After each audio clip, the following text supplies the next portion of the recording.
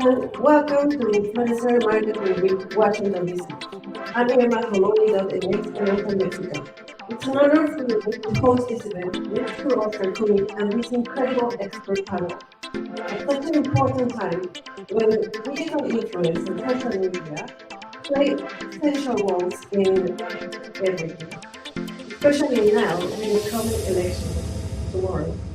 The voices of content creators, media agencies, and influencers have the power to inspire and engage new generations in shaping their future. A big thank you to the iLearning 365 team for making this space for learning and exchange possible. Let's enjoy and let's begin. Oscar? Hello everyone. Thank you so much for attending the first Influencer Marketing. Thank you, Irma, for help us. Thank you. We are so glad. Oscar to me, I'm the CEO of Plataforma Influence Marketing, and our purpose is to promote the best practice about influence marketing. For two reasons, we are here. For two reasons, Robert, come in. Thanks. So guys, so we're here today to talk about influencer marketing and the election. How many of you guys are excited about that? So this is good talk. We're going to I'm going to ask the to his report to our friend. Her name is Sophia Dua. So Sophia Dua, is she ready? Yeah. Amazing. We'll be talking about Trump or Harris, who's winning social media in the race to the White House. So we'll see her perspective on who's currently winning the election digitally. And so here it is. Hi, Sophie. Hello. I'm sorry, there's a lot of background music I can't hear.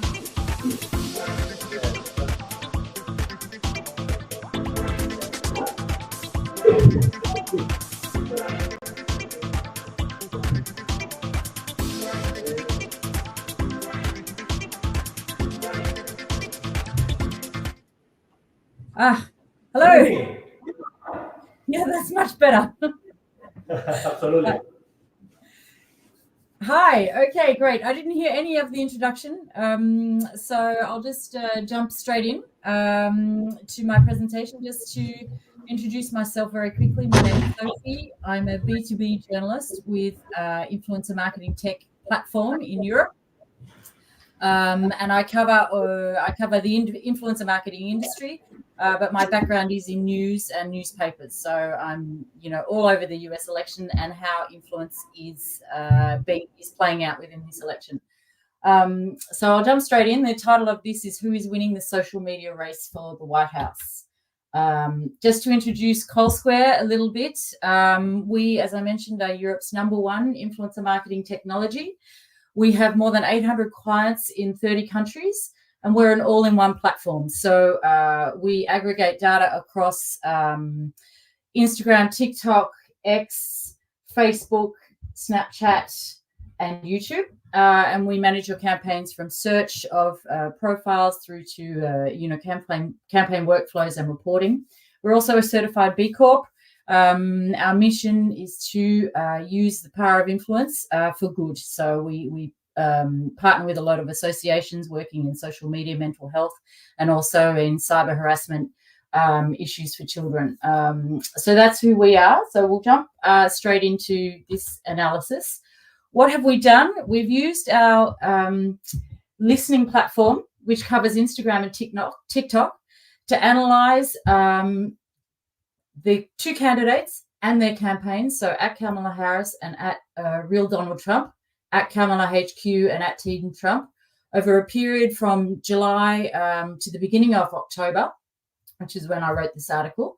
And we analysed the KOLs, which is what we call it, key opinion leaders, with more than 30% audience in the US to try and see, basically to try and cut through the noise. We all know that influence is playing a huge role in this election.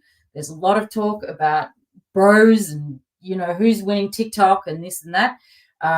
there's only one way really of telling who's winning that, and that's to kind of look into the data. So that's what we've done with this analysis. So I start with Instagram. This is a global dashboard view of what's happening or what happened during this time frame on Instagram. I'm not sure how well you can see it, so I'll just go through some of this key data. You can see here Kamala Harris and Donald Trump, their official handles here at these top two here. And she, obviously she has nearly 10 million fewer followers on Instagram than he does, but she is outperforming him, Donald Trump, on all key metrics. So she's got, 1.5 thousand more KOLs talking about her. They are posting not quite double the amount of posts, a significant amount more of reels. And she is generating huge engagement, so 46.3 million engagements. So these posts are generating a lot of engagement on Instagram. So she really is doing much better than Donald Trump is on Instagram. But interestingly, Team Trump, so this is the candidate's official account, or the campaign official account, is actually doing really well on engagement. So this shows that they have really kind of understood who their audience is on TikTok and how to engagement. So this might be the bros talking, not on TikTok, pardon me, on Instagram. It could also just be because he's got much higher name recognition. His followers are quite sort of vocal in their opinions. But that is the global view. What this looks like in terms of a content timeline, this is just reels. So, obviously this is not posts and this is not EMV, but just to give you an idea of how this kind of plays out over the time period we're talking about. This is the 1st of July. Around here is the first assassination attempt and the GOP convention. This here is obviously when Joe Biden dropped out.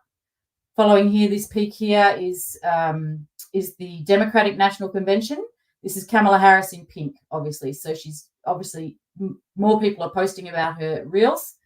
And this here is the debate. So you can see Donald Trump. This is real Donald Trump in this sort of, light green here. And this one is the Kamala HQ handle. So you can sort of see that over the period of time, she is kind of outperforming him in the number of reels that are being posted. And so is Kamala HQ outperforming Team Trump, and then sort of at real Donald Trump sort of falls somewhere in between. Who's posting? Good question. So as we saw before, there's a lot more influencers talking about Kamala Harris or at Kamala Harris on Instagram than are talking about at Donald Trump. And this is sort of a visualization of that. Your mega influencers, your over 1 million, that's your Obamas, people like Alexandra Cooper from Call Her Daddy, all those sort of really big ones for Donald Trump. It's people like RFK, Robert Kennedy, who's got 3 million followers. Then you sort of get down into the macros and the micros, which is obviously, I think, the most interesting block, because that's where the engagement is generated mostly, as we all know, through influencer campaigns. The smaller the community, the stronger the links with the community, the influencer has with the community, the more likely they are to generate engagement. I think also what's very interesting here too is that you can just see this little purple line, and this is the nano influencers. There are more for Kamala Harris than there are for Donald Trump.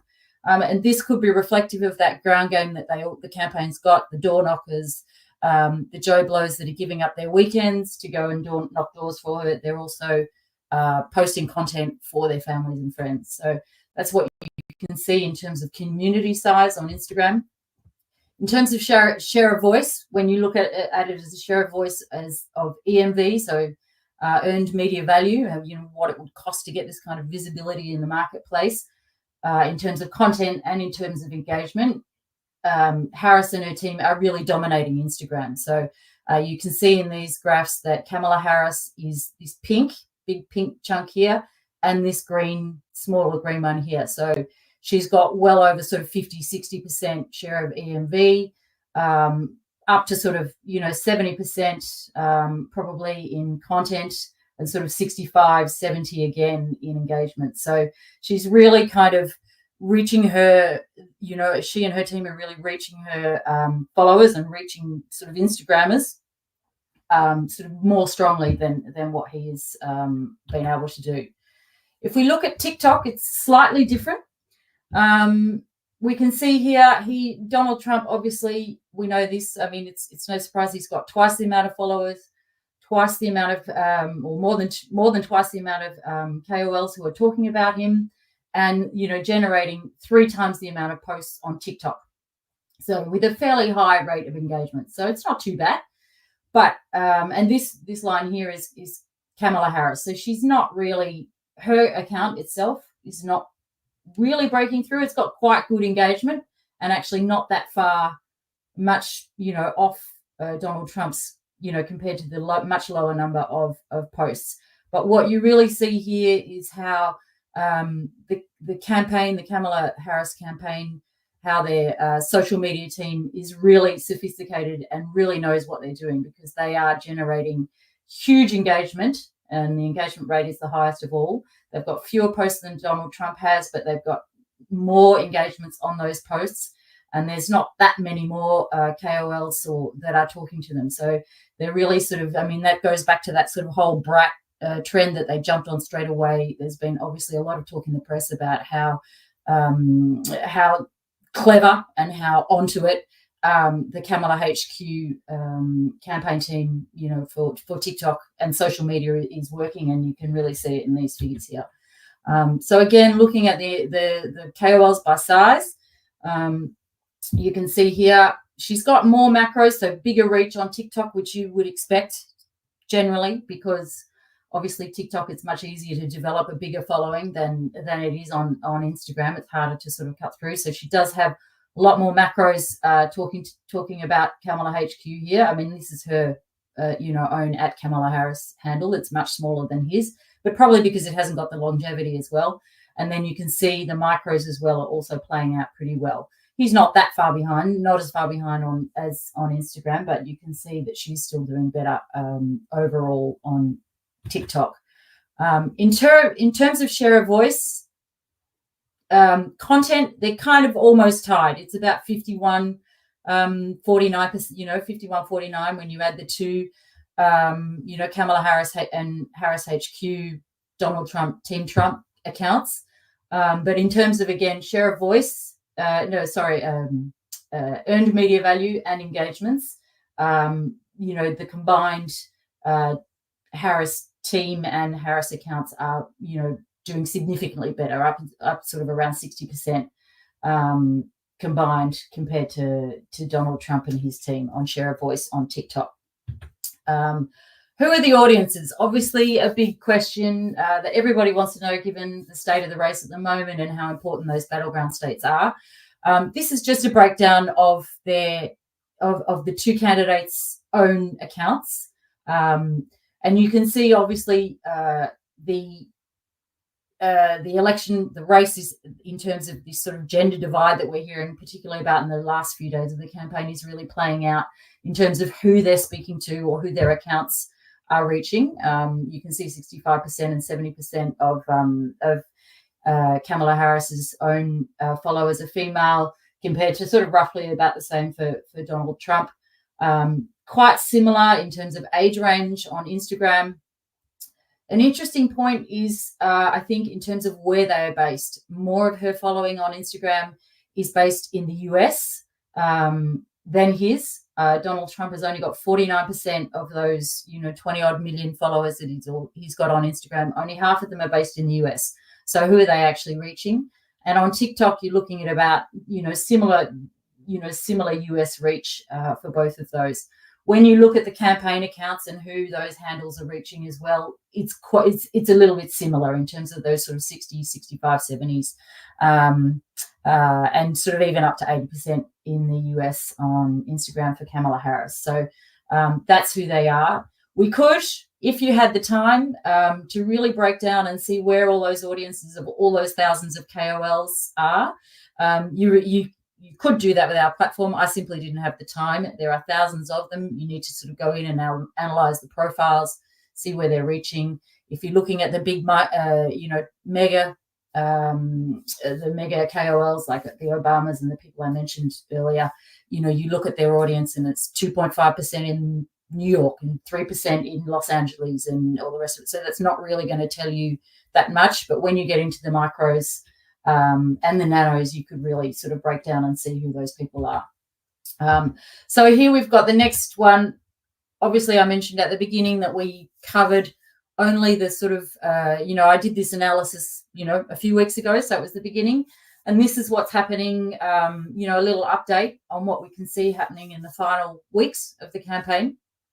This is Instagram on the number of reels, not posts, but just reels, and the engagement rate. So you can sort of see here, around here, this is the 20th of October, the 21st. So this, I think what happened around here was when let me get my notes, the 18th, she gave, this was the 18th of October was Obama gave a speech, a big rally. So I think on the 19th, this is why there's a peak here, people sharing the Obama content and tagging Kamala Harris obviously. Donald Trump is this little one here. Here, the 27th, this is the Madison Square Garden rally. So you can see that he didn't really get much of a bump out of that, if that's what you're wondering about. But here, in the day or two afterwards, this must be Puerto Rico. This must be the generation of, the debate. Lots of, obviously, influencers sharing clips around that, in the wake of that date. In terms of engagement, Instagram, there's not huge amounts going on. This yellow line here is the GOP, which is their official account, which really hasn't done anything throughout the campaign at all. But for reasons that I'm not quite sure of, maybe the 30th is the garbage, I'm not sure. But they're the only sort of real significant breakthroughs on engagement in the last couple of weeks on Instagram. And on TikTok, as you'd expect, a bit more volatile. TikTok is a pretty volatile platform. Kamala HQ, as we talked about before, this is her line here, this orange. So the 27th, this was again Madison Square Garden. So you can see that they were sharing obviously a lot the day after about that. And then Kamala Harris's big speech was 2 days later. So that's the peak that you're sort of seeing there. The 8th and 9th of October, this could be, or the 7th is here, so this could be the anniversary of the Hamas attacks on Israel last year. Kamala Harris, again, is this pink one here, so you can sort of see around here, this is engagement. You can see that's where she had that big rally with Liz Cheney, or rally event with Liz Cheney, so obviously generating a lot of engagement there. So you can see that sort of engagement sort of, up and down. But mostly, again, on these two Kamala HQ and Kamala Harris accounts. So these other ones, this is Donald Trump in the green, and Team Trump, not much at all in the last days of the race in terms of generating engagement, generating posts, but not gaining much traction with it. So that is my social media analysis on TikTok and Instagram. If you've got any questions, I think we've probably got a little bit of time for questions. I'm not sure what time it is. I'll open the floor. Any questions you guys want us to run by her? Any questions? Yeah. What's the relevance of KOLs, earned media value versus Google search indicators? Right. So, for example, in past elections, that seemed to be the best indicator. Yep. In terms of now looking at other social media platforms, what is the relevance of this type of indicators versus a more traditional one? So, yeah, I don't know if you can hear me. Can you hear me? Yeah. Okay. So the question was. It's okay. Yeah. The question was. I heard it. What is, okay. Perfect. Yeah, the relevance against other indicators like Google search. Well, I think that's probably the fundamental question of that we'll find out in a couple of days when you look at analysis like this, and then we'll be able to see the results. the difference with this election is that there's more activity happening on social media than ever before. This is where you can see the engagement. This is where you can see what, if you're thinking about the campaigns and how they're using social media, this is where they can really sort of tell what people are talking about, what excites them, what's going to motivate them to turn out.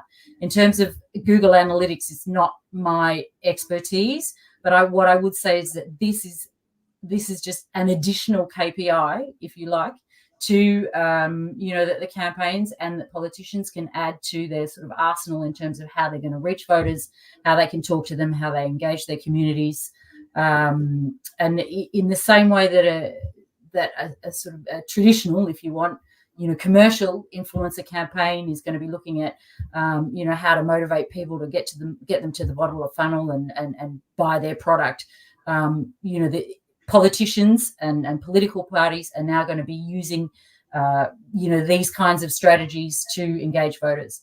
The impact, the difference, we'll see that in a few days to see, again, going back to that idea that everybody's talking about influence in this election, not just this election, all around the world this year. We see it everywhere. The impact of that and whether or not they're really reaching, I think probably what we'll see is whether or not, who the campaigns turn out. Will Donald Trump really have turned out all those young men that he's aiming for on TikTok? Is that a strategy that works? Will they go back to trying to use other more traditional methods next time around? We'll have to see.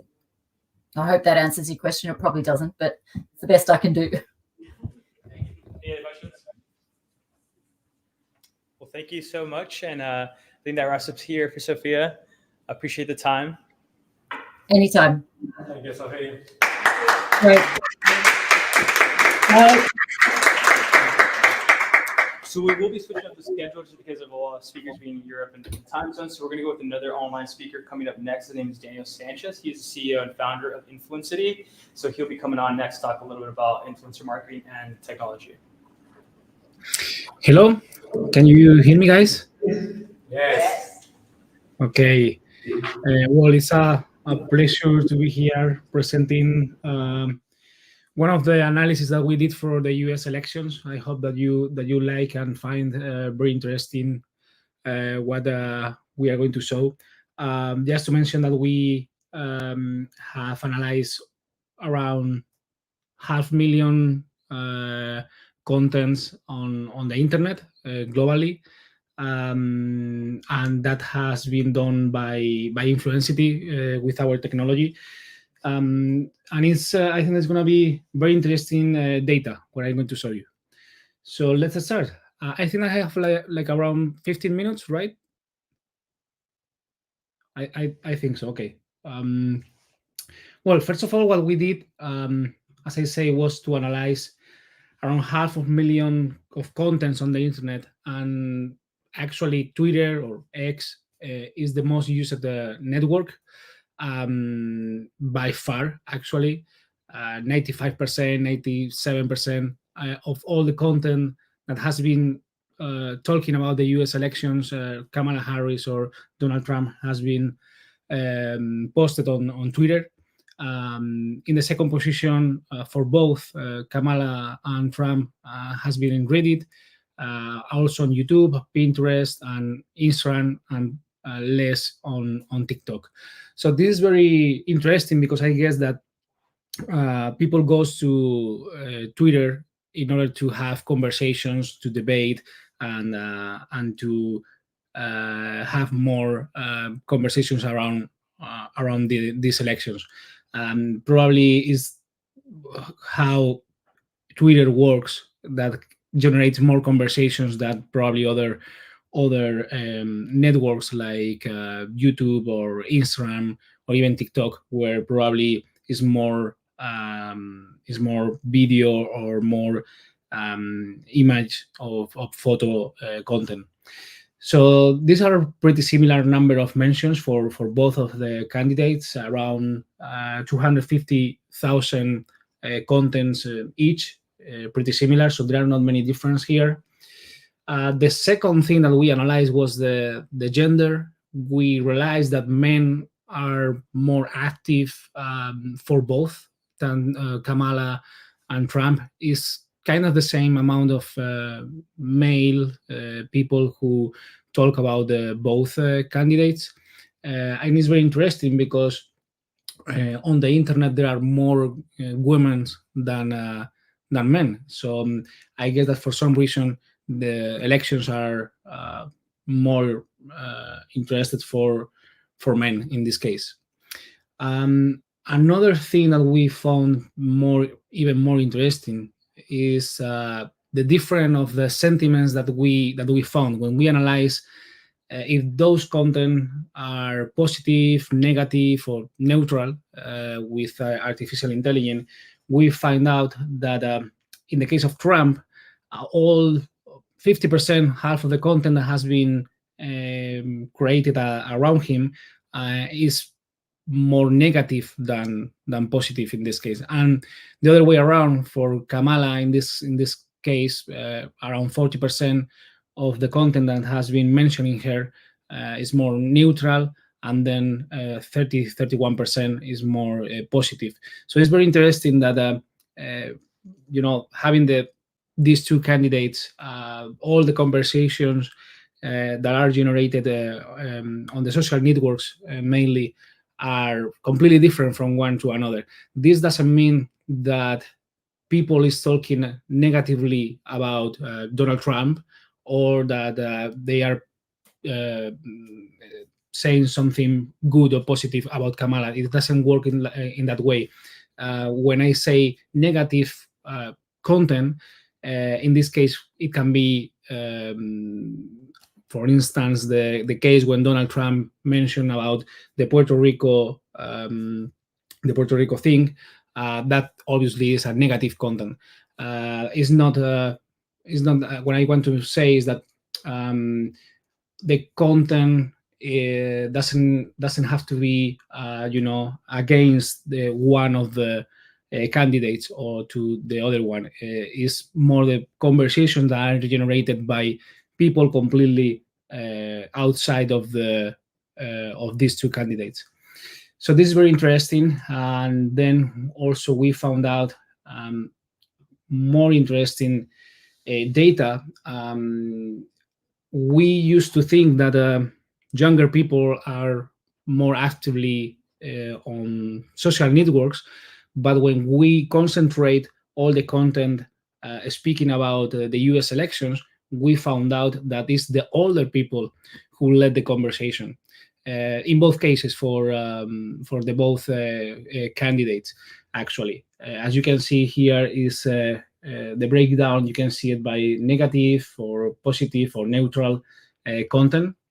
And from 51 and above, we can say that those people are more active talking or having conversations around the US elections.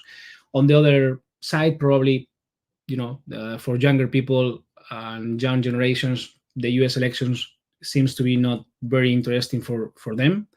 This is what we find out.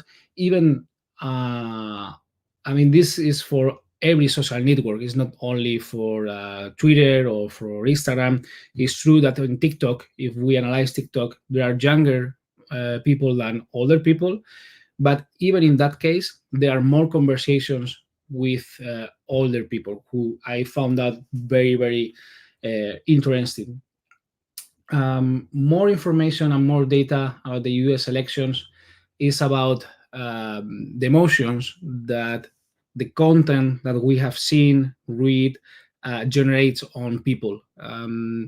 It's very interesting that most of the people feel anger for basically the both candidates, even if it's for Trump probably is more directly, because it's about 32%, 32.1%, and for Kamala is 20, almost 25, but it is first and second position. So I think that half of the population, or half of the people who are reading and seeing this content feels very anger on the content that they are seeing on both candidates.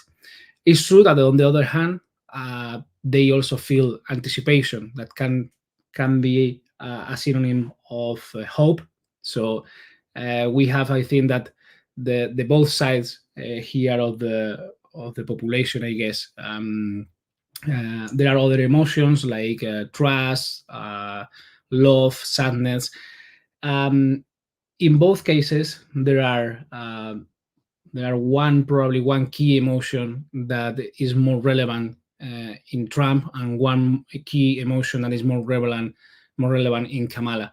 Kamala generates actually 7% of the content generated about her is more related to love, and actually the around 7%, 6.5% of the content that talks about Trump generates more hate. So this is very interesting. I'm not going to, I'm just reading data. I'm not going to position myself in any candidate, but it's very interesting to see how the content that is being generated by, not directly by Trump or directly by Kamala Harris, but by many people, thousands of people, generate or evoke these emotions on other people.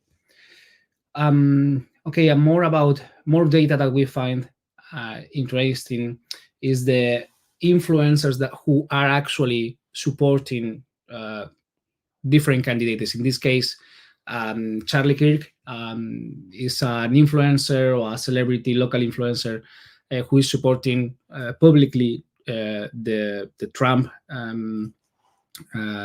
election.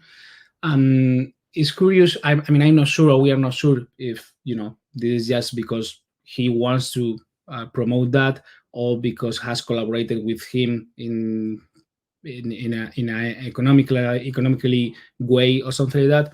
But the important thing is why he is important on this campaign. Why Charlie Kirk is important? Well, first of all, it's because he's a local influencer. The majority of his followers are based in the US, so this is very important. Also, 70% of those followers are male, and 82% of his followers are white males.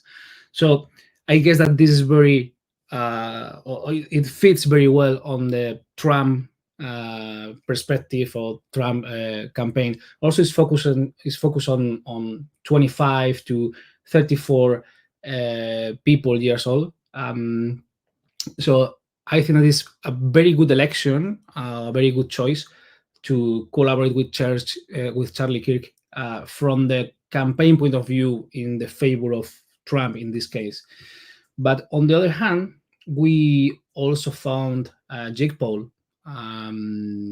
This one probably is not a good decision, even if he has 27 million followers, which is huge. Only 40% of those followers are based in the US. So now we have less than half of these 27 million followers.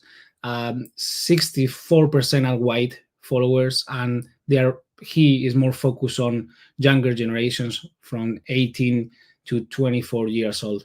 So I guess that if they have collaborated with him actively, is just for one reason. It's just more for branding than for other type of a strategy. It's completely different. I mean, this profile is completely different than the one that we have seen before.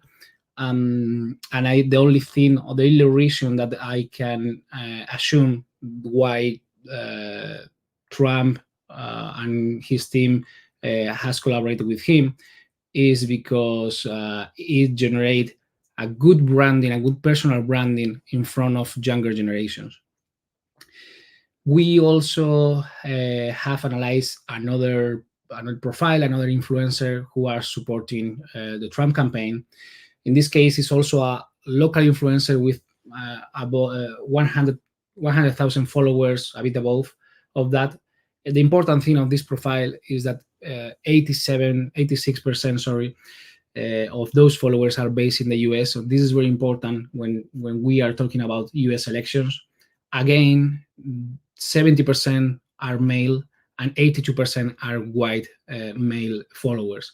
And also they are focused on the same age range, 25 to 34%, 34 years old.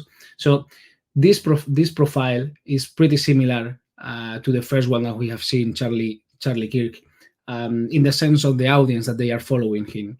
So I think that these two profiles are a very good fit for the Trump campaign. So Trump team, I guess that they have done a very a good job, I will say, in order to choose who they want to collaborate with. And these two profiles are, as I say, they seems to have the audience that Trump is looking for. On the other hand, talking about the Kamala Harris in this sense, we have analyzed different profiles also.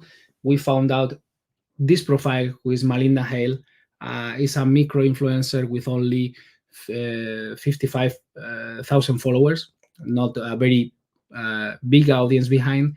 The important thing about this profile is that only 41% of those followers are real followers. For some reason, there are another 60%, almost 60% of the followers who are not real. They are bots, they are fake followers. So this is very important. And also, this profile is not really based on the US. Only 19% of her followers are based in Brazil. So I am assuming that Kamala teams didn't work directly with this profile. Probably she work. She just wanted to share her opinion actively on her social networks. But it's very important to know and analyze the audience of each profile that we want to collaborate with, even if it's not a paid collaboration, even if it's an organic collaboration that we assume that is the case of this profile. Another second profile that we analyzed was Mickey Angelo. This probably is more famous, more kind of a celebrity, very famous in the for younger people, mainly focused on TikTok, generating video content. Actually, more focused on women's. Almost 70% of his audiences are males, with a very high engagement on TikTok, and focus, as I say, in a age range between 18 to 24 years old. So I'm assuming that Kamala Harris, with this strategy, wanted to target younger generations. I think that if that was the goal, this profile meets that, with having this high engagement in these younger generations. It's very interesting because the third profile that we analyzed that was supporting publicly Kamala campaign was Tana. She is very actively on TikTok with almost 9 million followers, and again, it's kind of exactly the same audience who is following the previous profile, with around 70% are women followers with a very high engagement rate in all content that she creates, and also focus on very young generations between 18 to 24 years old. So as you can see, we can say that this profile together with Mickey Angelo, with this profile, they are pretty similar. They are targeting exactly the same audience, and I believe that the Kamala's team was doing in this case, a very good job, because they found the right profiles based on the audience that they have behind. One thing that we found very important, collaborating with influencers, in this case, the location is key. When we are creating a campaign or a strategy and working with influencers, it's very important that the audience is geographically in the location that we want to target. In this case, as I say, Charlie Kirk is having almost 90% of his followers based in the US.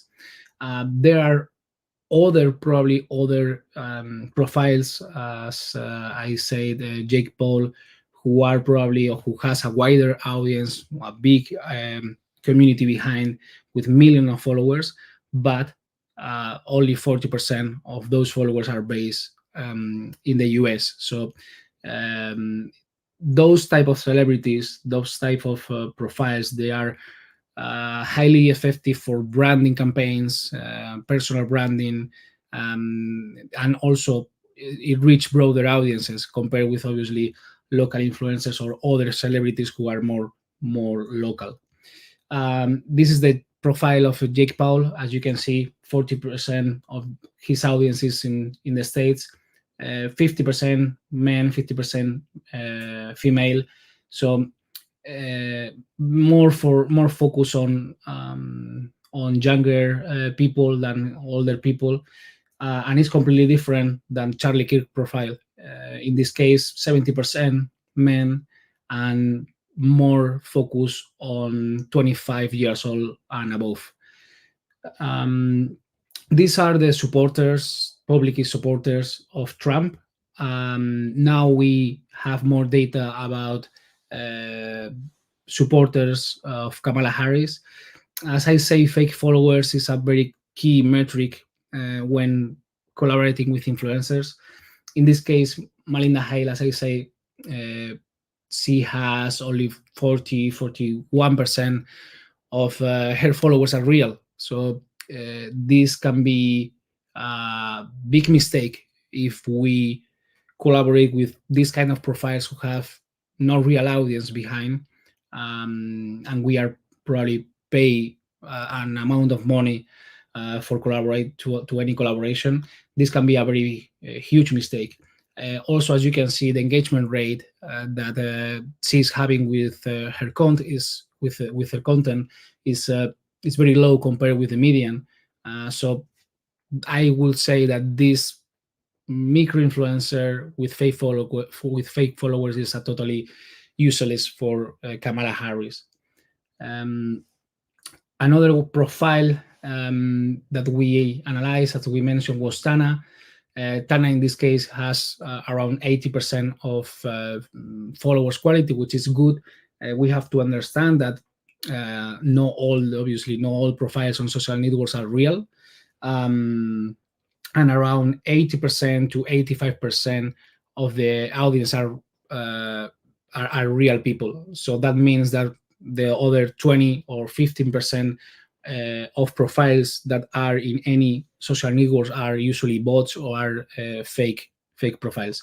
So one important thing is, in this case of the Tana profiles, is that she has a lot of what we call notable followers. That's other celebrities, other influencers with large communities that are following her and can read and can see her content. So those followers with large communities can also help you to reach other audiences or wider audiences. So this is very important also, and I think that it was a very good choice. I mean, if this is the case for Kamala to collaborate with this profile, with this kind of profiles, I would say, not specifically with her. And I think that I don't have more data. I think that hope that you find interesting all the data that I have shared and analyzed with you. Just to give you more context, all these profiles that you are seeing are profiles that publicly has support any of those candidates, Trump and Kamala. We can check any, just to give you an idea, all the information that we can analyze for each profile.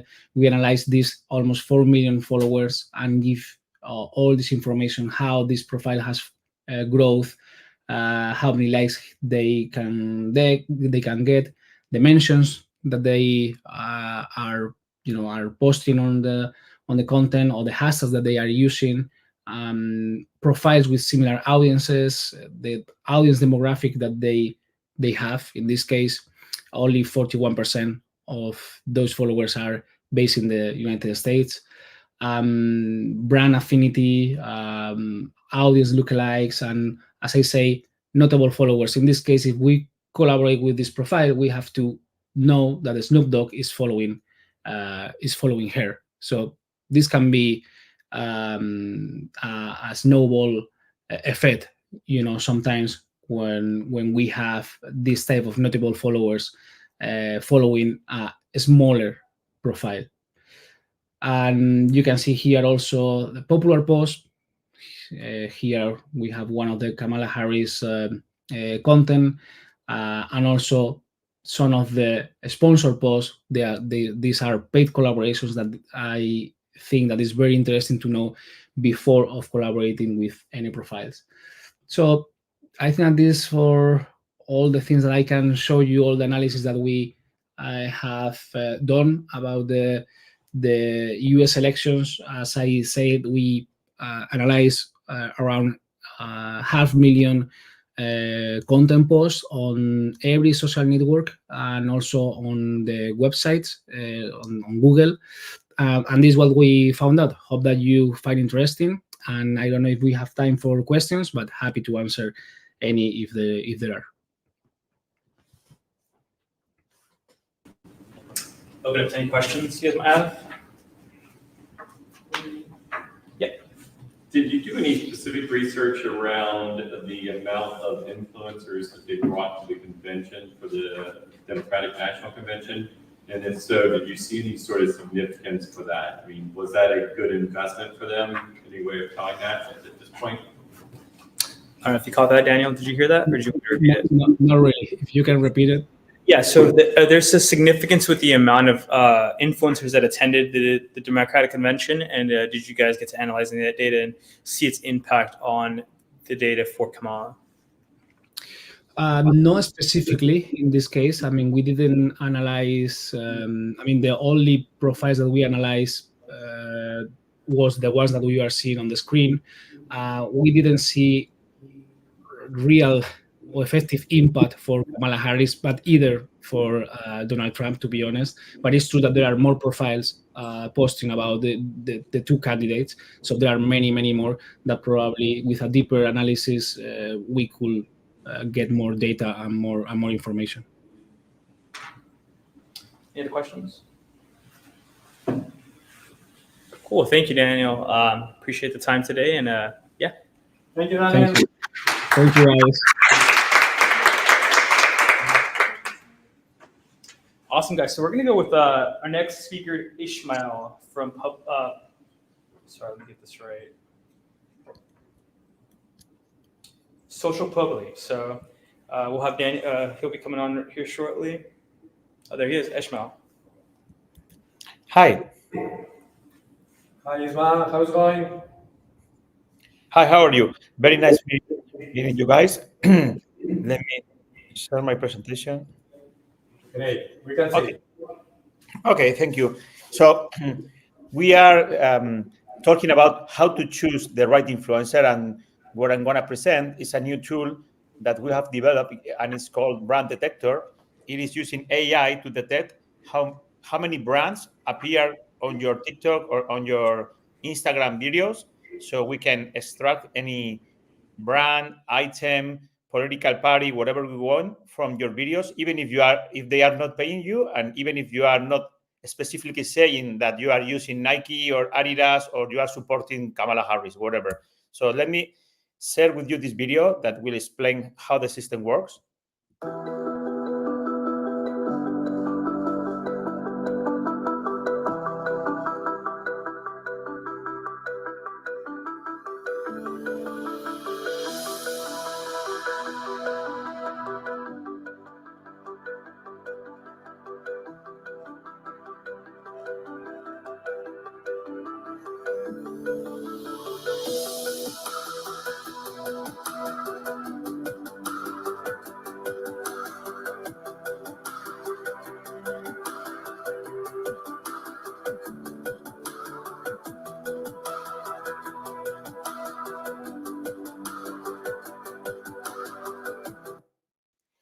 So this is this is our new tool. Is like I said, it's called Brand Detector. It took us 2 years to train the tool, and after ChatGPT 3.5 releases, we just needed 3 months to launch it. So this ChatGPT 3.5 has saved us almost 2 years of coding and a lot of improvements to the tool. So why is Brand Detector so important? Imagine that, imagine this is a real case. It's Gal Gadot. In 2018, Gal Gadot was appointed brand ambassador for Huawei Mate 10, and she shared the happy news from an iPhone, as you can see here. So imagine that you are choosing the right influencer for your campaign or for your party or for your whatever, and he's not using your tool or your product, but instead he's using your competitor product. This is what we are facing today in every aspect of the influencer marketing world. So there are many influencers being paid by Adidas that are using Nike on their lives. So that's why we launched this tool to help you understand what brands are an influencer using, even if the brand is not paying them. It's not paying to them. So if we had used Brand Detector to analyze this profile, we could see, like in this story that she uploaded.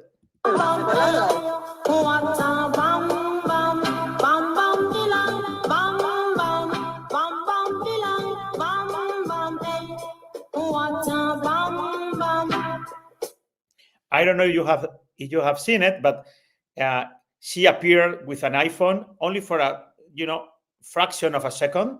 It is something like here. That's it. So even if the eye cannot catch it, we could do it with Brand Detector. So we have detected that Apple is appearing on her TikTok, sorry.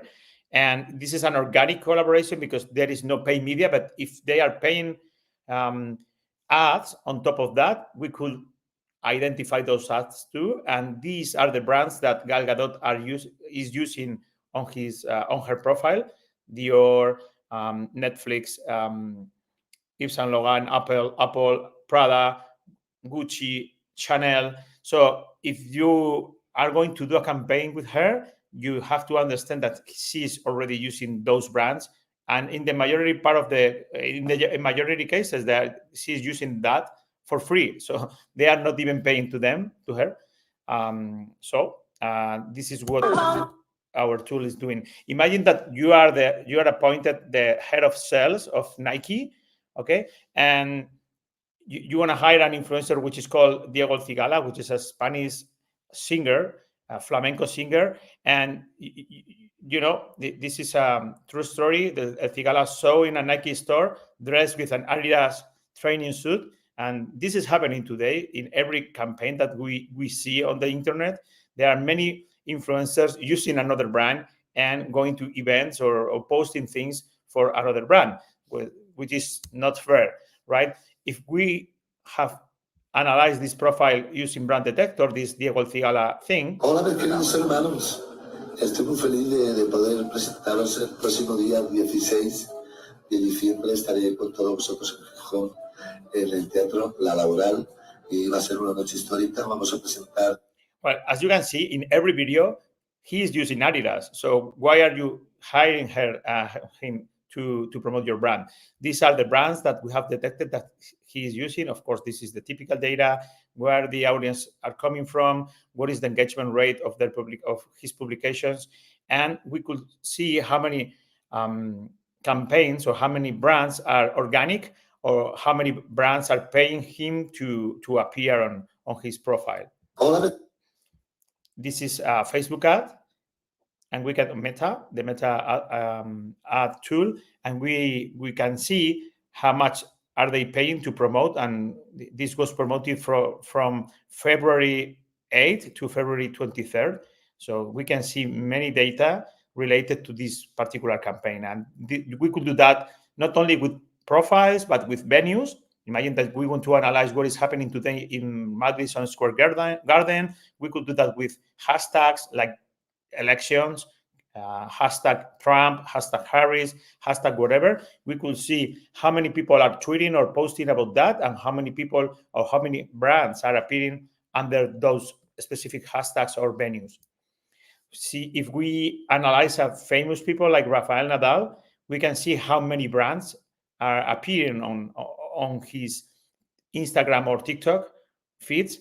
Imagine, for instance, this is Nike. Of course, he's dressed by Nike because he's sponsored by Nike, but we could see what is the earned media value for Nike to appear here in this picture, and what is the engagement rate of this publication, and the percentage of occupation inside the picture. This is 3%.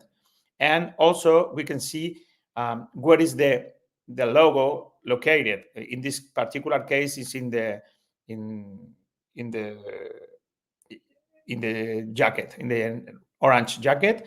But we can see here Lacoste, which is not sponsoring Rafael Nadal, but here appears Lacoste in the stadium. So it's appearing on Rafael Nadal feed too, but they are not paying to him. Sorry.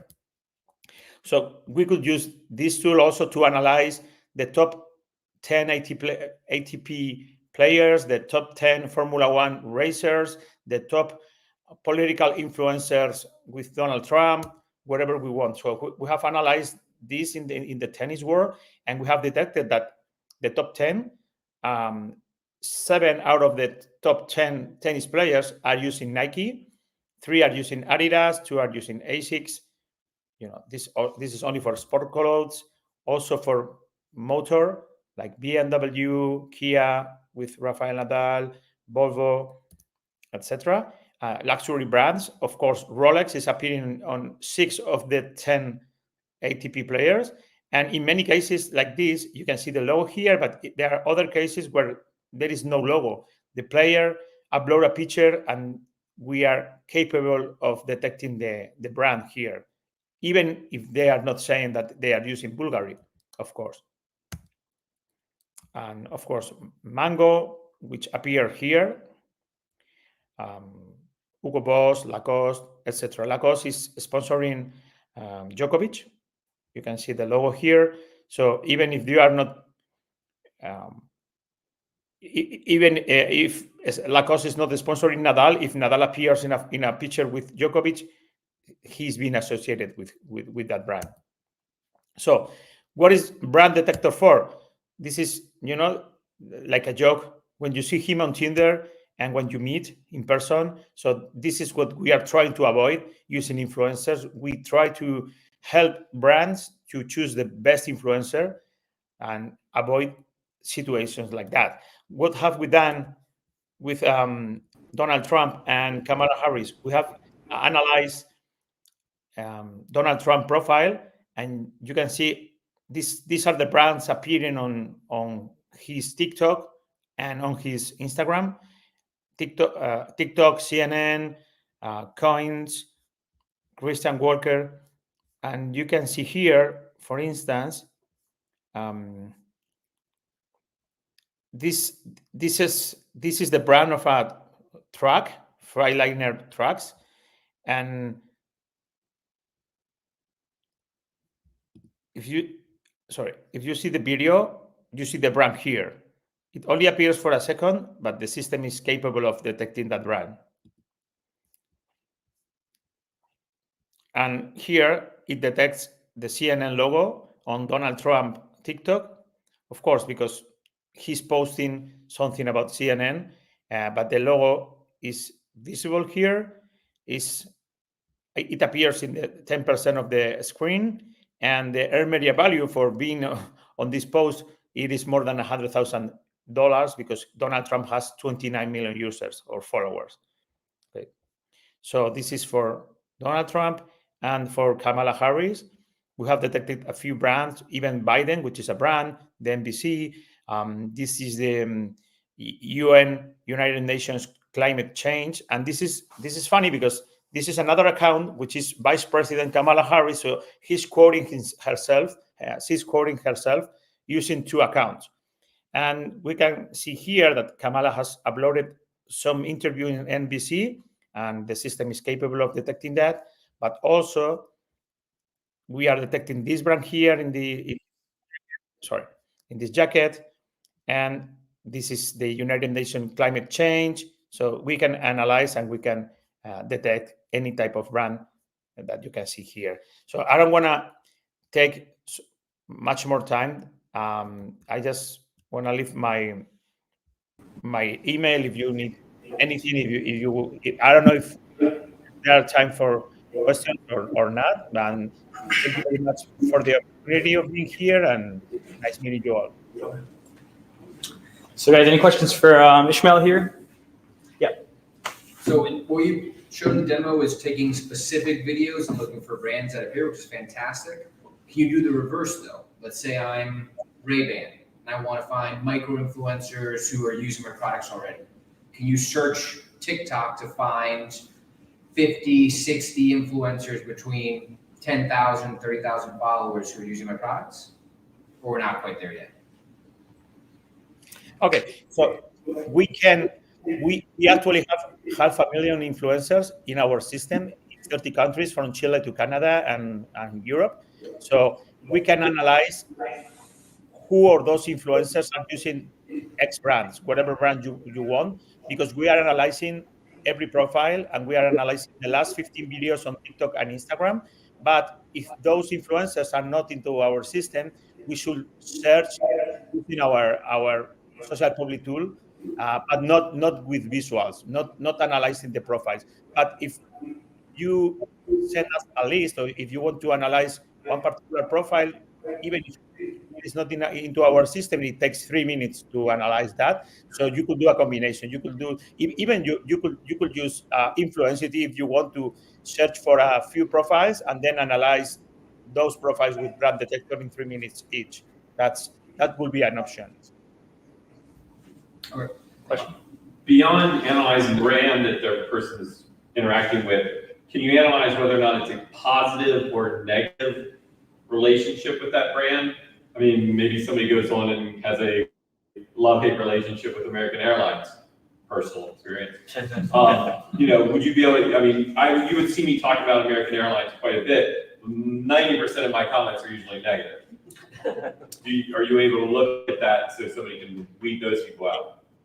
Yeah, we are releasing that very soon, I think in January. And thanks to ChatGPT and Google too, we could do that in any language, because Social Public is working in 6 languages like English, Spanish, Italian, Portuguese, etc. So we don't need to do that manually again. So we are rolling this out in 2 months, because sentiment analysis is not as easy as it seems, especially in some countries that we are very ironic, for instance, in Spain, or in Brazil. So it's not as easy as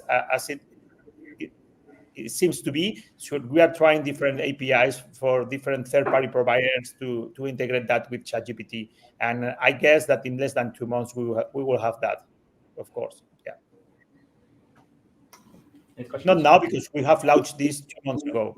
So we are still improving the tool. Thank you, Ishmael. I think that's it for us here today. Appreciate the time, and we'll see you soon. Okay. Have fun. All right, guys. So next we have Mark Snyderman going to be talking about protecting your business and content from day one. This is attorney and co-founder of Ucreate.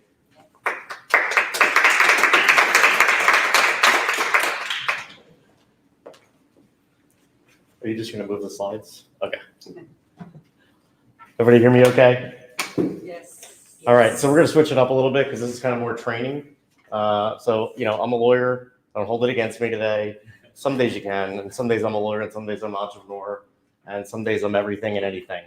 So we're going to talk about protecting your business and content from day one. I think there's a lot of influencers and creators that are starting out, or even ones that have been doing this for a long time, and they don't really understand all the rules that are out there. So we thought it would be good to just sort of get a presentation together, talk through the rules, make sure people understand what you're allowed to do and what you can't do, and try to just, get a little training in. So we'll jump into it. The first thing you do, and we're not going to spend a lot of time on setting up a business. I do whole courses on this. I teach business law, so if you have questions on setting up businesses and those kind of things, see me afterwards. We'll talk about them. I'm just going to kind of run through it a little bit. When you become an influencer and a UGC creator, you're creating a business. Like you have your own business that is probably outside your W-2 income, outside your regular job. So you want to think about, how am I going to run that business, right? You got to separate it. You got to run it like it's its own business, right? It's going to have income. You can have expenses against it. You can do all kinds of fun stuff. If you're a traveler, you could actually expense some travel. There's all kinds of good things you can do if you're an influencer, but you have to have it set up properly, or the IRS isn't going to be so happy with you when you try to deduct some of those expenses. So I talk about like determining what type of company you want to form. You'll hear lots of people talk about you should have an LLC. Maybe you should, maybe you shouldn't, but you at least want to have an employer identification number and separate bank account that you start to use for that business, right? So that you can get insurance and you can do all the kind of things that you do to start a business, right? Treat it what it is, and it will pay back infinitely for you, right? There's a lot of opportunity in this world. I mean, you guys are all here because you understand that the creator economy is huge and getting bigger every day. So there's a lot of opportunity. So it's a matter of, how do you capitalize on that and how do you do it correctly? And you might want to have a brand for yourself and trademark your brand. And we'll talk about, that's an important piece of protecting what you're doing. So next slide. So there's some common legal risks when you're doing content creation, right? What are they, right? The first one is the one that everybody kind of thinks about, copyright infringement. But it's so easy to do it without really thinking about it, right? Because we're all pulling in music into it. You're doing a reel, you're just going to pull in some music, you're going to pull some images off the web. You have to think about everything you're doing, right? Because somebody is watching, especially if you're pulling in celebrity images. Getty is a hawk, right? They will find you and they will get money out of you. And it is ugly when they come after you. And there's nothing your attorney can do about it, right? I've had multiple clients come to me that they've gotten hawked by Getty because somebody used one of their images in a reel, on a post, on their website, and they get a letter. And that letter comes because there's a couple firms out there that's all they do is send letters trying to get money out of people for using their images. And you have no defense against it. And if they actually file the lawsuit, which they will file because they just churn them, they're treble damages, which means it's 3 times whatever the value of that image is. So they come to you and say, you put an image up, you owe me $5,000. And you say, are you kidding? I don't have $5,000 to give you for putting up an image. It was up on a reel, or was even on my story, and it's gone, right? Doesn't matter. They're gonna come after you. So understand what you're looking at and where you're getting your images, and keep good records, right? Especially for your website or for your own, or for your Instagram, or wherever you're creating a ton of content. Make sure you're keeping a record of when you buy an image, where did you buy it, and you keep the record of it, right? Because you have to be able to go back, because these things pop up not tomorrow. It'll happen a year from now, 2 years from now. I had one for an old website that I had Getty come after me 6 years later, and the website was gone. But nothing is gone on the web, right? People think it's gone, but it is not gone. You can find any website that ever existed in the history of time. It still exists. It's still there. So they can go back and they can find that image, and they come back to you and they say, you owe me X amount because you didn't buy this image properly. And if you can't prove to them that you bought it, you're done. Privacy violations, sharing information without consent, kind of stuff that happens all the time. Just sharing stuff out. So make sure you're paying attention to what the date is. We'll talk a little more about it. False advertising, making false or misleading claims, right? You can't say you're still advertising, right? You're on the web, you're saying things. You got to be careful what you're saying. And defamation, obviously, don't say bad things about people, right? Watch what you say about them, because they can come after you. Next slide, please. So copyright and intellectual property rights is kind of the core of what we're talking about, right? So it's what content's protected. So videos, photos, text, logos. So are you protecting your stuff, right? And are you protecting other people's stuff, right? If you're borrowing from them, did you have the right to do it? So how do you avoid it, right? How do you avoid getting sued for copyright infringement? Getting one of those nasty letters in the mail that'll come certified, You'll get an email with it, and you'll get a certified mail sent to you. And some of these firms will just follow the lawsuit. Now you're going to get served. There's nothing scarier than getting served by a process server with a lawsuit that has your name on it in a federal court. It's not a fun thing for anybody.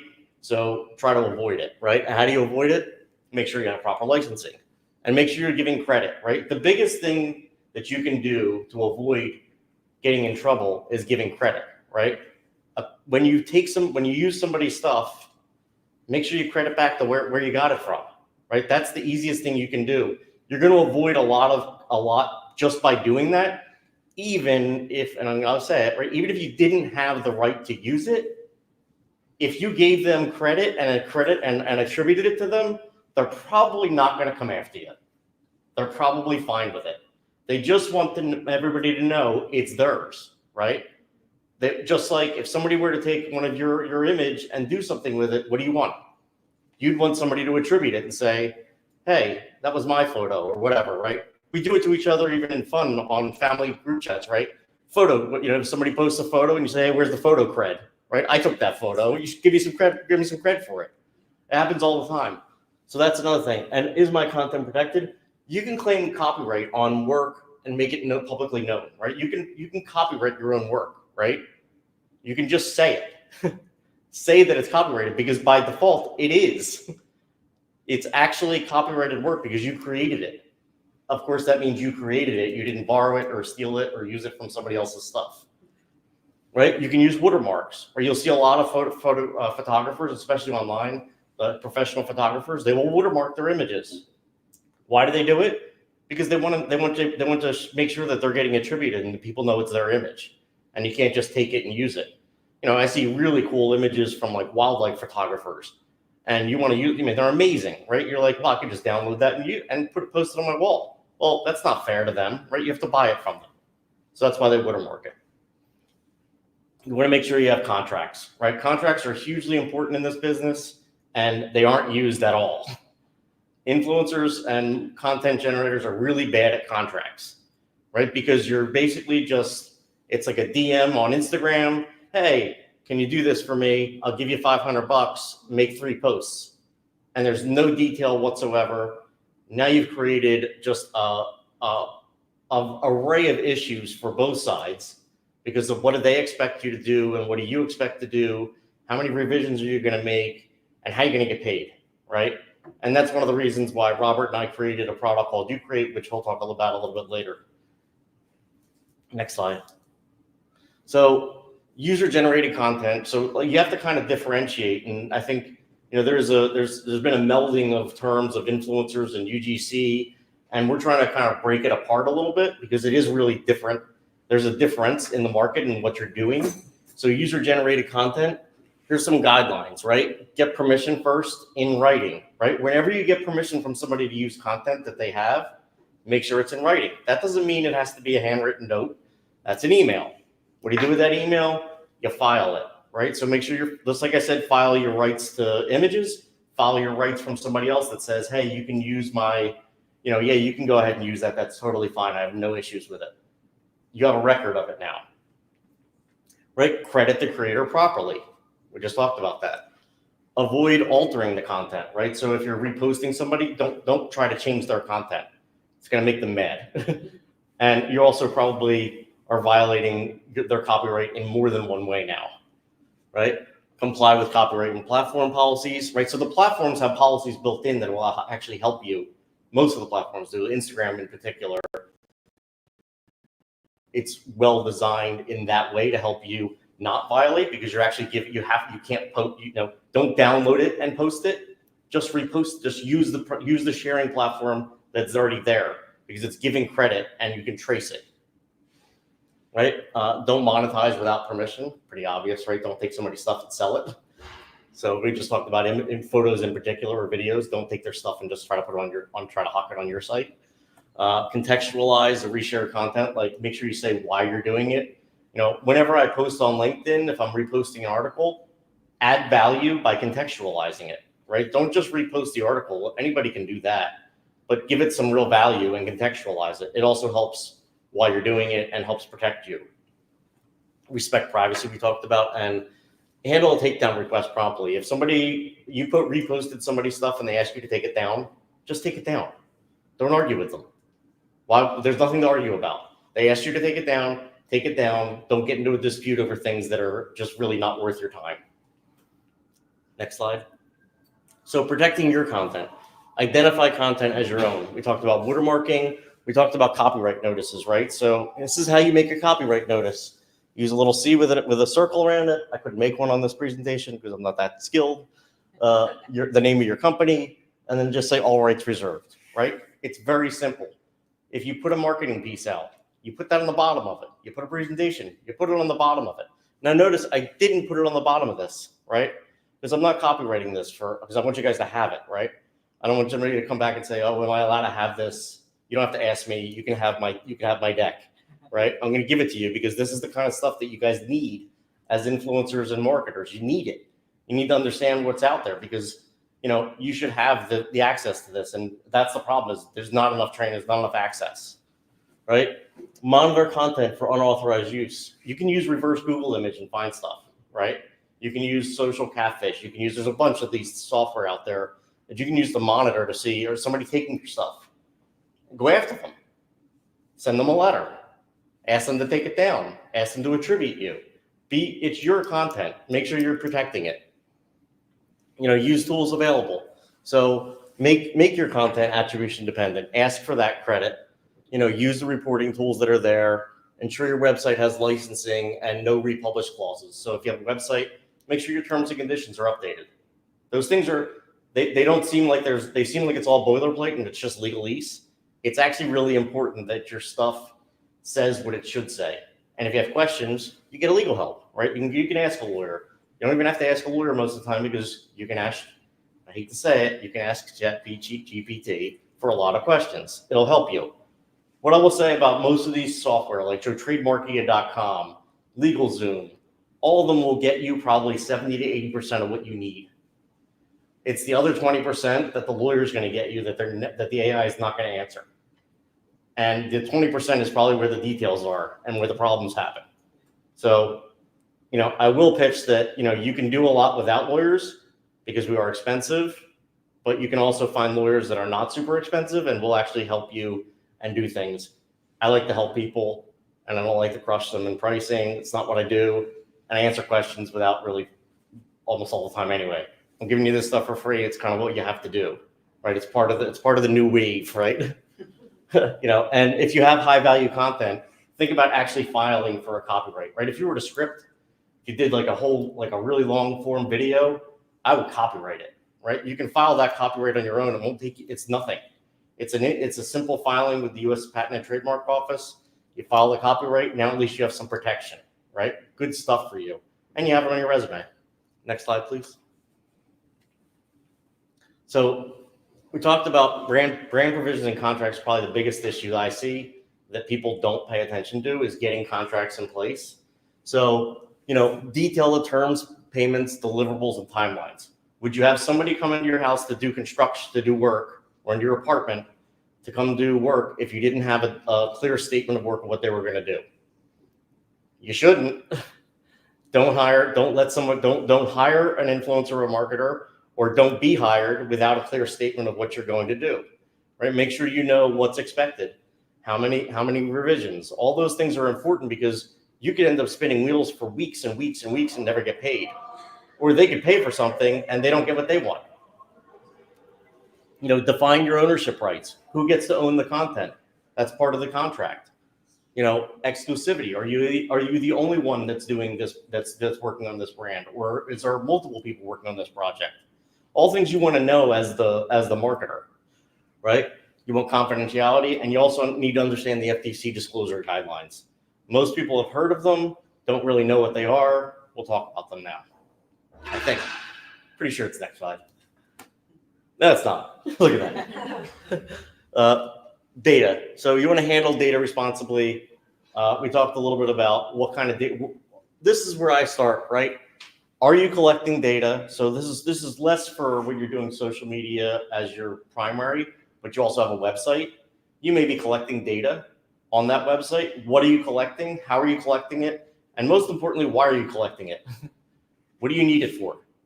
Because once you have it, you can't give it back, right? You now have it. You have a duty to protect it. There's all kinds of laws out there that affect it, right? GPDR is Europe, and it's nasty, right? It's really difficult to comply with, but California has come along and is just on their heels.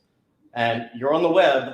It's pretty hard to say you're not going to market to California or to New Jersey or to Colorado or Florida, who are all building out these statutes on privacy. So privacy is a big deal. So I always say we're not going to spend any real time on this because it's, again, just like business law, privacy law is its own world. But I want you to kind of be aware of what this is and that there is things to think about as you're building apps or if you're building a website, whatever you're doing. Next slide, please. Here's the FTC guidelines that I was looking for. So when to disclose. So does everybody in the room know about the FTC guidelines as an influencer or a marketer? This is the stuff that comes up when somebody represents a brand and they don't say that they're representing a brand, right? So you're sponsored for doing something and you don't say you're sponsored, right? Or you hide that you're sponsored, right? Maybe you put a hashtag, SPON, SPON or something, right? Or collab, and you stick it all the way down in a string of 30 hashtags. That's not legal, right? The FTC has declared that you have violated FTC law. Now that's a problem for you individually, and it's a problem for the brand. So understand, so this is an important one to kind of get if you're doing any kind of influencer marketing or UGC content, right? If you're being paid to do content for somebody, you need to make sure you're disclosing it properly. So when do you disclose it? When you have a financial, employment, personal, or family relationship with a brand, right? Family relationship with a brand. That's one that most of us are not paying attention to. It's not just about money. Don't assume followers know your relationships, and err on the side of disclosure, right? I tell you this because don't be conservative here. If you have a question, just disclose it. It doesn't hurt you. It doesn't hurt the post. It's not going to affect the engagement rates on it, but it may have just saved your butt, right? So what do? You have to place it within the endorsement message. You don't mix it in the hashtags and links like I just said. If it's on a picture, superimpose it, right? That it's sponsored. If it's in a video, if you're just doing a video, talk about it in the video. You can't just write in the bottom of the video that this was sponsored. You have to actually make sure it's said in the video, right? And in a live stream, you want to repeat it multiple times. That's the guidelines, right? Or is the FTC going to come after you every time? The answer is no. But is the FTC going to come after you if you're repeatedly being an influencer and not doing it? The answer is yes. It will also be the size of the brand that's out there. We'll make a determination for when the FTC is going to get involved. So what's the good language? Thanks to Acme brand for the free product, right? They sent you something, put it in you'll see it. You'll see a lot of influencers do this. Hey, thanks BS or whatever the name of that luggage company is for sending me a free luggage piece, right? Not that hard to do. And use terms like advertisement, ad, or sponsored, right? And don't shorten it. And this is all from the FTC guidelines itself. I didn't make these up, right? This is their guidelines, right? Don't talk about experience with product you haven't tried, right? You can't just post if you haven't tried the product, right? If you're paid to talk about a product and you think the product's terrible, you can't say it's great. It's false advertising. And that you're liable for false advertising. You have to realize every time you post, it is an advertisement of some sort. So know what you're doing, know what you're saying. You can't make up claims about products, right, that require proof, right? You can't say something about health products are the biggest problem here, right? Like a vitamin or a supplement, saying that some supplement's gonna, get you ripped and take 30 pounds off. And they're not gonna do that. Rob's gonna do that when he takes you to the gym. The product's not doing that. Next slide. So defamation, we talked a little bit about that. Stay out of trouble, just be informed, right? Don't post unverified claims. Be kind. Kind of the easiest thing to say. Fact check, be kind. protect yourself and your brand, use attorneys when you need to, monitor. And this is defamation: falsity, harm, and publication, right? Those three things have to be there to get a defamation claim. Next slide. I'm just going to give you a couple case studies because I'm a lawyer. I got to give you some cases, but it actually will help you kind of understand how this stuff all interplays. And each one goes back to the stuff that we've already talked about, right? These are three different cases. These are real cases. This is real stuff, right? Emily O'Connor is a designer. She filed a copyright lawsuit against an influencer for use of designs and photos across social media without permission or credit. So the person posted these things, no credit, no permission. The designs were from were featured in a bunch of magazines, but the influencer recreated the designs, right? It wasn't like they reposted them. They actually recreated designs and modified them. Thought they were okay. She got sued. O'Connor won the case, which reinforced the concept that inspired by claims don't protect influencers from copyright law, right? So there was still similar enough to the original designs that the judge said, sorry, not going to work, right? So even subtle modifications can still infringe on original designs. Next slide. So case study 2, Tati Westbrook, which is one of the co-founders of Halo Beauty, versus her business partner. So Tati Westbrook had no clear contracts with her business partner. They informally agreed the roles of profit sharing, but the brand started to grow. And as most of you, if you know Halo, it grew very, very well. And disagreements started on all fronts, from profits to business management, just huge amounts of issues between the partners. They had no real partner agreement. The partner filed a lawsuit claiming he was entitled to a larger share of profits and more control. The outcome, the case is still going. Legal fees are through the roof on the case. And there's been a lot of reputational damage to Halo and to her individually for this lawsuit. So lesson learned, get it in writing, right? Especially as you're starting businesses and having partners, you got to have it in writing. Next. Cindy Lamone, one more, there you go. So the FTC charged, this is the FTC case, right? So the FTC charged Cindy Lamone and Teamy with failing to disclose paid endorsements on social media. So Teamy paid multiple influencers, including Lamone, to promote products on Instagram. Influencers posted testimonials with no disclosure that they were paid endorsements, right? So they used hashtag Teamy partner, but they buried the hashtag below the fold, right? So you actually had to hit the more button in order to see that they were even listed in the hashtag. The FTC was not happy with this. They fined Teamy over $1 million, and the influencers got, they didn't get fined individually, but they got big slaps on the wrist. They got yelled at, screamed at by the FTC, and that's kind of where a lot of the FTC guidelines actually generated, was from this case. So this stuff is important and good to know. Next. Best practices, we'll try to run through these real quick. Use licensed or original content wherever you can. Disclose your partnerships early. Build strong contacts. Protect intellectual property. Comply with laws. Kind of basics. Next slide. The resources that are available to you. Use platforms that have royalty-free music, that have free images, right? Unsplash, there's a bunch of them out there. A lot of the AI tools and things will bring them in for you, and you at least have an attribution and you have a record of it within your presentation or wherever you did it. Like I said, make sure you're keeping records of this stuff. It's important. Use content platforms like Ucreate, because we're building it specifically to deal with these kind of issues, so that when you're actually selling your UGC services, that you're getting paid correctly and you have the proper channels going and everything is protected to protect the creator and the brand. Use monitoring tools, and if you need to, talk to a lawyer. I think that was it. Any questions?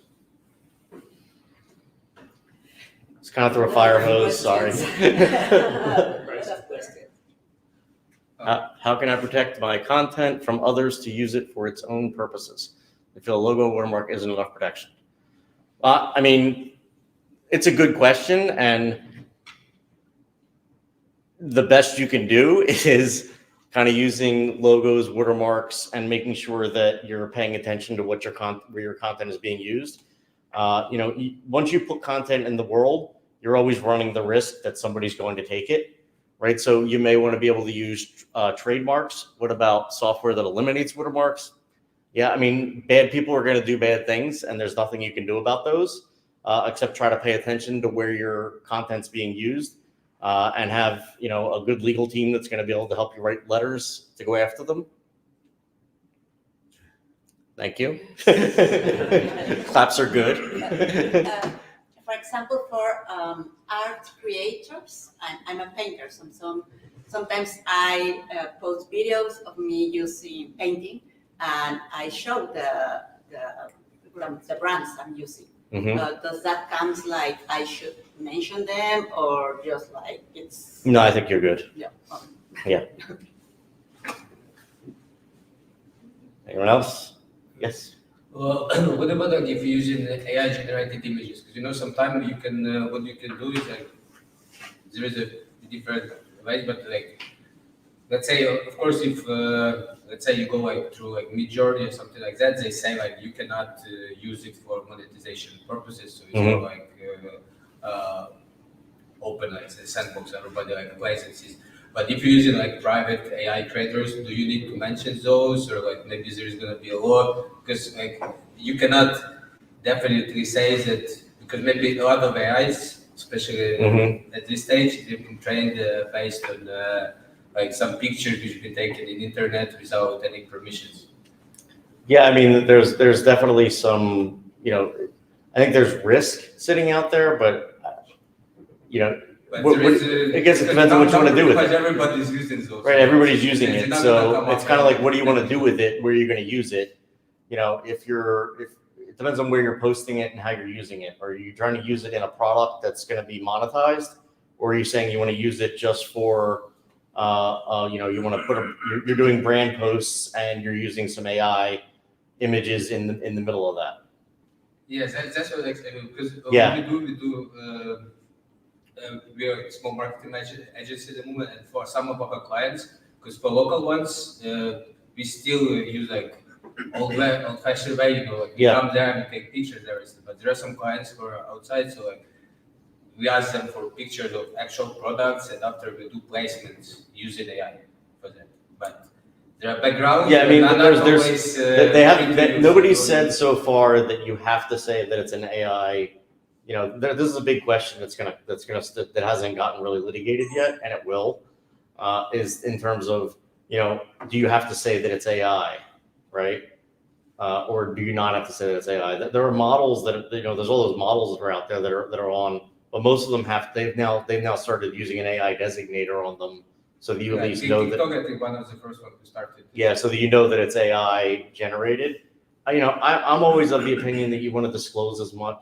You're better off disclosing than not disclosing, because what's the harm in saying that there was AI used involved? I mean, you can say it in a way that doesn't sound like it isn't like it's not going to overpower the image. Or you don't have to layer it on the image. This is AI, right? But you could have something in the text that said. Because for some products, people might be concerned. Like, is it real product? Yeah. Person created with Yeah. AI or not? Yeah, I mean, you don't want to make products that are AI generated, right? But a post that has, if you took an image and you put it into an AI background, I mean, that's totally fine. You're not going to run into any issues. Yeah, thank you. Sure. Is that good? Okay, Mark, thank you so much.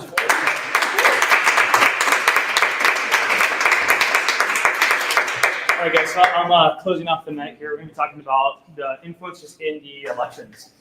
How many of you guys saw a podcast with Trump on it this election period? Raise your hand. Cool. How about a podcast with Kamala?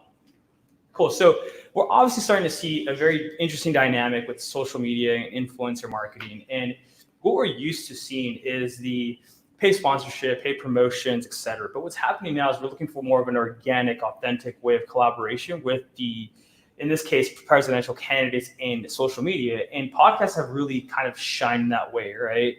Now you're having a conversation where it's not scripted, it's not the news, not media. And so we saw a huge dynamic in podcasting and the elections this period. And for me, just a little bit of background, I've been in the social media space as an agency founder for almost 10 years, and now stepping into software and influencer marketing. I've been working with influencers for quite some time. So it's really interesting, working with brands and actually even political candidates at a more regional level to help them understand the dynamics of social. And we saw a very, very significant difference in the collaborations that happen with big influencers, like you guys know, the Joe Rogans, Theo Vaughn's, I think it's Up in Smoke, and Call Her Daddy. So these are massive influencer channels and influencer networks, right? And so, and not to say one did better than the other, but we definitely saw a significant difference in viewership from one party to the next. If you guys saw Trump's podcast with Joe Rogan, that alone did 33 or 40 million views in 24, 48 hours. The Call Her Daddy podcast only reached around 800,000 views. So why does this all matter, right? Because at the end of the day, attention and that kind of connection with what we call is cross-pollinating audiences really matters to build either a bigger following or a bigger loyal community. Call Her Daddy and Up in Smoke collectively did about 1.5 million views, right? So if you look at the podcasting efforts on both sides, well, obviously we don't know what's going to happen tomorrow, but we're starting to see a significant impact that on Trump's campaign, he did a significant 15 podcast tour with big influencers, right? Definitely took that as a good strategy. And we look at, the strategists on both sides, right? And I think Trump definitely gave a little bit of, credit to his oldest son, which is, he's really in tune, you can tell by the collaborations that were done, because a lot of these podcasts on Trump's side, he did not know who these individuals were that he collaborated with. Very key collaborations, though. These influencers have significant audiences that, across the spectrum, from Theo Vaughn, a comedian, to Joe Rogan, obviously bigger, to Patrick Bet-David, which is more on the business and, financial conversation of things, right? On the other side, Kamala did a really great job on individual relationships. She hired a lot of individual creators and did a lot more smaller scale one-on-one, and where you actually see a lot of the data that they were showing us is that impact from a one-on-one dynamic, right? So influencers have obviously played such a significant role in this election, and we're only going to see that grow.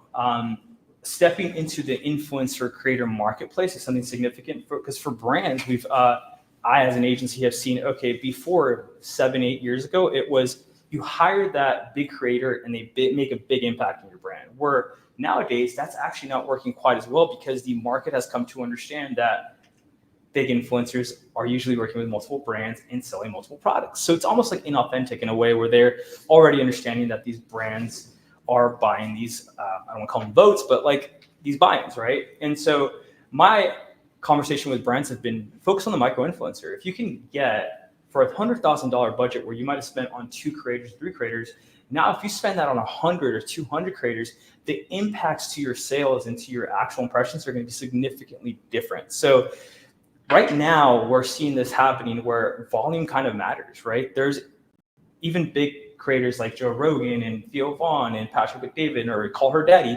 They have their own collective audiences that you have to strategically start to think about when you go into a campaign or you're promoting a product or you're selling a service, or in this case, you're trying to win an election. So, marketplaces are going to become more of a common thing where right now, I've seen Instagram come out, TikTok come out with creator marketplaces natively on their own platforms. And there hasn't been a lot of traction. I was actually talking to a Facebook exec this weekend in regards to like their marketplace. And, there's they don't understand why there's not a lot of business happening, but I think it's coming down to the fact that there's UGC creators, there's influencers that want to do the business of UGC content or collaboration or promotion. There's some that just are building their personal brand for their own purposes, whether that's their own brand or just, their own endorsements that they've actually connected with, right? So this is probably going to be the most impactful election when it comes to influencer marketing. And we're only going to see every election moving forward be more tied into the influencer world, whether that might be micro influencers or regional influencers, but more massive audiences cultivated through podcasting. And in the future, I guarantee you it's going to be live streaming. I know Trump did something with, I forget his name, Aiden Ross, actually, that's his name, Aiden Ross, and he's a very big live streamer. There was a couple live streams that he hopped into, which were a very forward-thinking strategy when it came to social media influencer relationships, right? I guess, the most transparent you can actually get other than a podcast, because a podcast is a natural conversation, where a live stream is like raw, unedited, it's live, right? So expect that the future elections will have a lot more live streaming strategies implemented, and as well as the live streaming community is not at its peak yet. In other countries, China and some other countries are actually a lot bigger with the live streaming, more significant than us, especially with the e-commerce space. But at least in America, you know, there are those live streaming big rock stars, but there's not a significant amount of them in the marketplace that can impact an election just yet. So 4 years down the line, I definitely feel like that the live streaming collaborations are going to be bigger for the influencers and the political candidates. But I think that this election, definitely podcasting was a significant game changer that didn't happen in the last election, right? The last election was very much based on paid promotions, endorsements, sponsors, kind of like the traditional media relationship that we understand. This time around, I felt like the sit down, have a real conversation was the difference in the game changer. So obviously we're going to see what's going to happen. But yeah, I think that's, you know, my 2 cents on the influencer relationship to the elections this time around. It's really exciting. Honestly, I think this is, from a social media expert's perspective, one of the most exciting election times that we've seen, because you obviously have passionate sides, you have very good strategies on both sides, and you have some maturity in the influencer and social media landscape, where it's like, okay, everyone put their best hands forward. And I've been following the Kamala campaign. They've been doing significant growth hacks in regards to, are you guys familiar with like mass DM strategies or SMS and chatbots? I'm sure some of you guys here are perfectly familiar with it. I've seen a lot more activation on the Kamala side to activate text message donations and DMs, where, you know, Kamala campaign was sending out massive DMs to a lot of people, not just the big influencers, say, hey, support being hit. So it's like, these are strategies that have been done in e-commerce and different campaigns at a lot smaller level, but now to see them implemented at a national level for political candidates running for president is very interesting to see. So yeah, it's a very exciting time. I'll kind of leave it with that. If you guys have any questions in regards to influencer marketing, I'm happy to talk about it a little bit more. But a little bit more about our platform is YouCreate. It's a marketplace where we're trying to bring creators in, micro creators mostly, to connect with brands and agencies. I've been in this space as an agency trying to hire them. It's like, all right, let's go to search on Instagram and find them, DM them. And of course, there's platforms that can help filter that and then bring the APIs. But we've created a marketplace that we bring in the creators, the UGC and influencers that want to do work, and they have like already set their payment terms, their costs. So it's really exciting to see the evolution of the influencer marketing world. And obviously, we've created a product that's easier for brands, agencies, or in this case, political candidates to hire creators that might fit their persona or their identification and say, hey, I'd like to work with you. So that's it, guys. I don't know if you guys have any questions. I'm happy to answer some. You guys excited for tomorrow? Big day here. But yeah, so it's a pleasure tonight. It's been awesome. Thank you also for letting me host this tonight here in Washington, D.C. If you guys are ever in Miami, I'd love to say hi. That's where I'm based out of. But yeah, what a great event and great turnout. Thank you, Oscar. We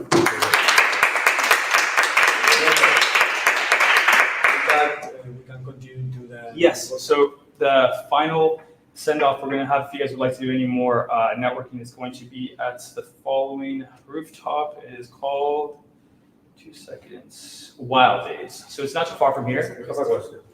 Oh. Do you have an estimated guess content creators will influence on this election, approximate percentage? You know, if you're asking me how many content creators were hired, I've looked up this number and I couldn't find an exact number. We're probably not going to get a good gauge on it until after the elections. I've been doing my own due diligence, but it's still very hard to understand exactly how many creators were hired, exactly how much was spent on these creators. I know it's definitely a significant amount.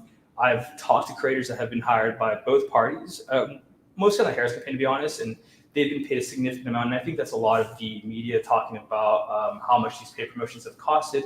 Influencers talking about they were offered and they didn't accept. So that's a conversation that I'm sure is going to continue post-election. So I don't have that number for you here today. Yeah. So yeah, the address is 1201 K Street.